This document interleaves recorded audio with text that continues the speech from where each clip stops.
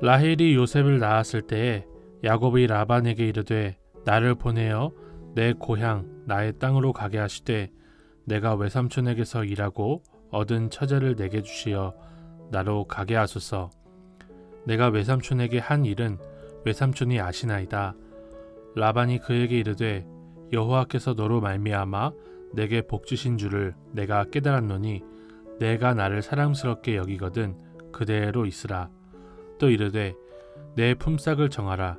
내가 그것을 주리라. 야곱이 그에게 이르되 내가 어떻게 외삼촌을 섬겼는지 어떻게 외삼촌의 가축을 쳤는지 외삼촌이 아시나이다.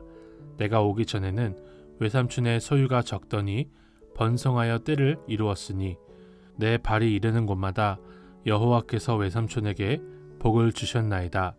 그러나 나는 언제나 내 집을 세우리이까. 라반이 이르되 내가 무엇으로 내게 주랴. 야곱이 이르되 외삼촌께서 내게 아무것도 주시지 않아도 나를 위하여 이 일을 행하시면 내가 다시 외삼촌의 양떼를 먹이고 지키리이다.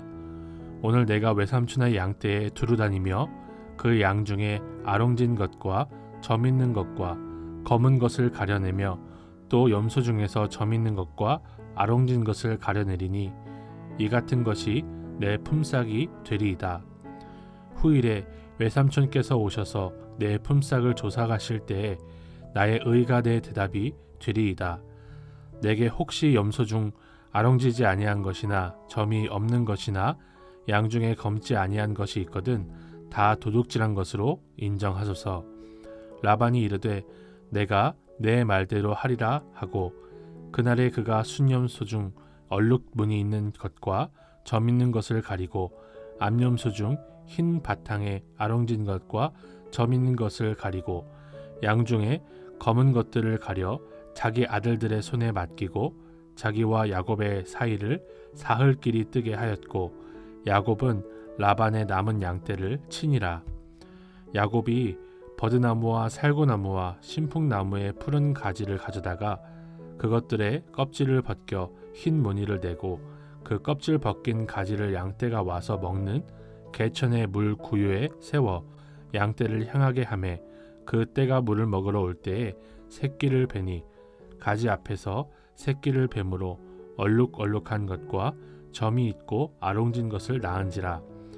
야곱이 새끼 양을 구분하고 그 얼룩무늬와 검은 빛이 있는 것을 라반의 양과 서로 마주보게 하며 자기 양을 따로 두어 라반의 양과 섞이지 않게 하며 튼튼한 양이 새끼 뵐 때에는 야곱이 개천에다가 양떼의 눈 앞에 그 가지를 두어 양이 그 가지 곁에서 새끼를 베게 하고 약한 양이면 그 가지를 두지 아니하니 그렇게 함으로 약한 것은 라반의 것이 되고 튼튼한 것은 야곱의 것이 된지라. 이에 그 사람이 매우 번창하여 양떼와 노비와 낙타와 나귀가 많았더라. 저는 오늘 본문의 말씀을 묵상하면서 라반이 숨겨둔 것을 하나님이 찾아서라도 야곱에게 주시는 그런 장면을 볼 수가 있었어요.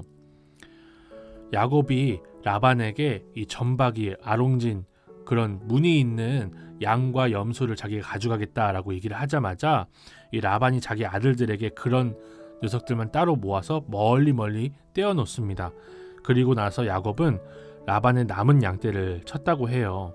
그렇게 라반이 야곱에게 어떻게라도 한 푼이라도 덜 주려고 할 때 하나님은 어떻게라도 더 많이 야곱에게 챙겨주시고 결국에는 43절에 보면 매우 번창하여 양떼와 노비와 낙타와 나귀가 많았다라고 하는 것이 오늘 본문의 말씀입니다. 이 세상 사람들은 어떻게든 챙겨주지 않으려고 하고 하나님께서는 어떻게 해서든 복을 주시고야 마는 모습인 거죠. 이렇게 세상 사람들은요, 다른 사람들을 속여서라도 자신이 이익을 얻으려고 하는 것이 어떻게 보면 당연하다고 볼 수가 있어요. 이것이 전적인 타락으로 인해서 근본부터 타락하여서 오염된 모든 인류가 겪는 그런 어려움이라고 할 수 있을 것입니다. 어떻게 해서든 세상 사람들은 자기가 조금이라도 덜 주길 원하고 조금이라도 더 받기를 원하는 것이 당연할 것입니다. 그러나 하나님께서 하늘에서 웃으실 것입니다. 그러므로 우리는 억울한 일을 당할 때, 세상이 무너질 것 같은 그런 문제를 마주할 때 주님이 하실 일을 바라보고 주님이 어떻게 역사하시는지를 기대할 수 있기를 소망합니다. 그래서 억울한 일을 당하고 우리가 사기를 당해도 하나님이 갚으시고 하나님께서 그의 선하신 뜻을 합력하여 우리 삶 가운데 이루실 것을 믿고 범사에 감사할 수 있기를 소망합니다.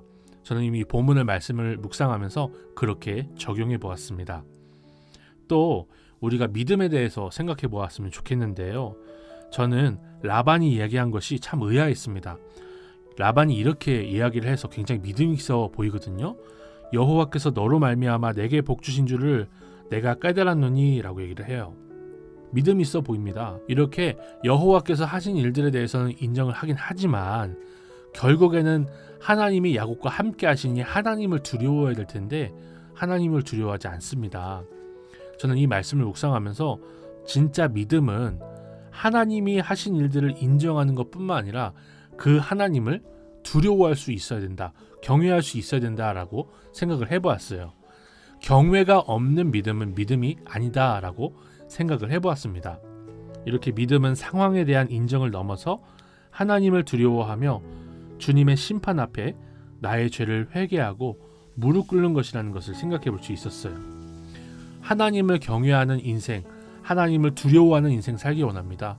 그러한 믿음으로 나아갈 수 있는 저의 인생이 되길 소망합니다.